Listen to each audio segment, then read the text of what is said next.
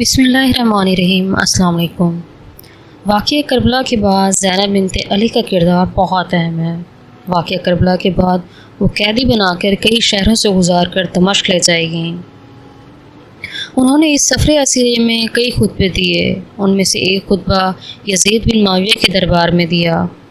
ان کے دیگر فصاحت و بلاغت سے بھرپور خطبات کی طرح ان کا یہ خطبہ بہت مشہور ہے، جس نے یزید کے دربار میں لرزہ طاری کر دیا۔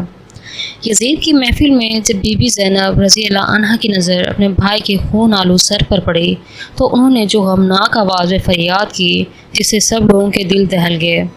آپ نے فرمایا تھا، اے حسین، اے محبوب خدا، اے مکہ و مدینہ کے بیٹے، اے فاطمہ الزہرا رضی اللہ عنہا کے بیٹے، اے محمد مصطفیٰ کی بیٹی کے بیٹے۔ پھر یہ معروف خطبہ دیا جس نے دشمن حسین کے مقاصد کو خاک میں ملا دیا۔ راوی اس واقعے کو نقل کرتے ہوئے کہتا ہے کہ خدا کی قسم بی بی زینب کی آواز سے وہ تمام لوگ رونے لگے جو یزید کے دربار میں بیٹھے ہوئے تھے، اور یزید اس طرح خاموش بیٹھا ہوا تھا جس طرح اس کو سانپ سونگھ گیا ہو۔ یزید نے خیزران کی لکڑی لانے کا حکم دیا۔ پھر یزید نے اس لکڑی کو امام حسین کے لبوں اور دانتوں پر لگایا۔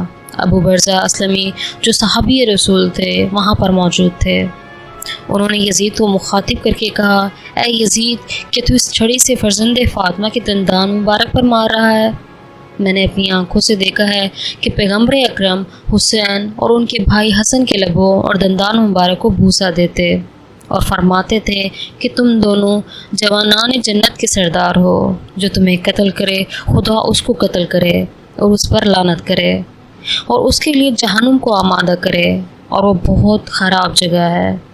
یزید غصے میں چیخنے لگا اور حکم دیا کہ صحابی رسول کو باہر نکال دو۔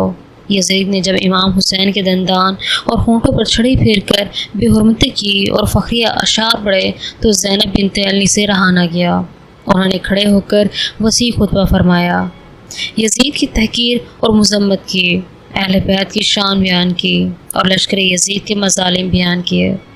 زینب بنت علی نے خطبہ اللہ کے نام سے شروع کیا۔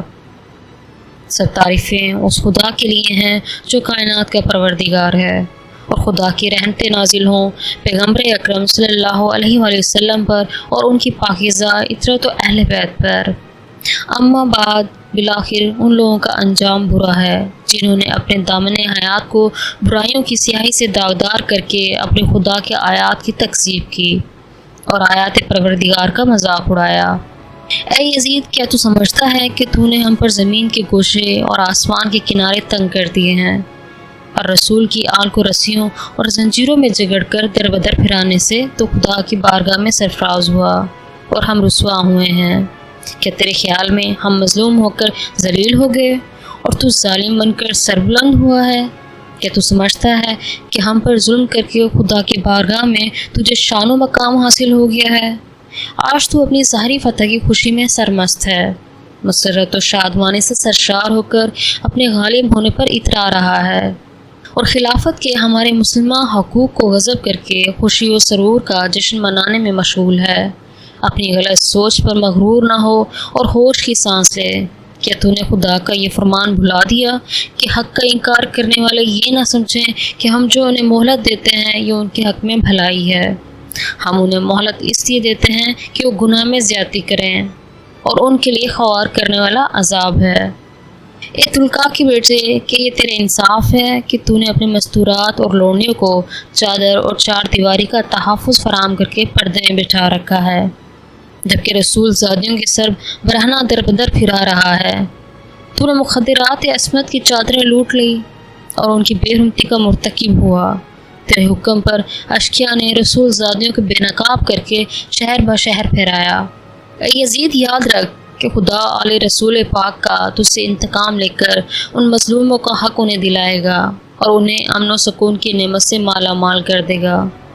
خدا کا فرمان ہے کہ اور جو لوگ اللہ کی راہ میں مارے گئے ہیں انہیں مردے نہ سمجھو، بلکہ وہ زندہ ہیں، اپنے رب کے ہاں سے رزق دیے جاتے ہیں۔ افسوس تو اس بات پر ہے کہ شیطان کے ہم نوا اور بدنام لوگوں نے رحمان کے سپاہیوں اور پاک باز لوگوں کو تہ و تہ کر ڈالا، اور ابھی تک اس شیطان ٹولے کے ہاتھوں سے ہمارے پاک خون کے قطرے ٹپک رہے ہیں۔ ان کے ناپاک دہن ہمارا گوشت چبانے میں مصروف ہیں، اور صحرا کے بھیڑیے ان پاک باز شہیدوں کی مظلوم لاشوں کے ارد گرد گھوم رہے ہیں، اور جنگل کے نجس درندے ان پاکیزہ جسموں کی بے حرمتی کر رہے ہیں۔ تو جتنا چاہے مکر و فریب کر لے اور بھرپور کوشش کر لے، دیکھ لے، مگر تجھے معلوم ہونا چاہیے کہ تو نہ تو ہماری یاد لوگوں کے دلوں سے مٹا سکتا ہے، اور نہ ہی وہی الہی کے پاکیزہ آثار محو کر سکتا ہے۔ تو یہ خیال خام اپنے دل سے نکال دے کہ ظاہر سازی کے ذریعے ہماری شان و منزلت کو پالے گا۔ تو نے جس گناہ نے جرم کا ارتکاب کیا ہے، اس کا بدنما داغ اپنے دامن سے نہیں دھو پائے گا۔ تیرا نظریہ نہایت کمزور اور گھٹیا ہے، تیری حکومت میں گنتی کے چند دن باقی ہیں، تیرے سب ساتھی تیرا ساتھ چھوڑ جائیں گے، تیرے پاس اس دن کی حسرت و پریشانی کے سوا کچھ بھی نہیں بچے گا، جب منادی ندا کرے گا کہ ظالم و ستمگر لوگوں کے لیے خدا کی لعنت ہے۔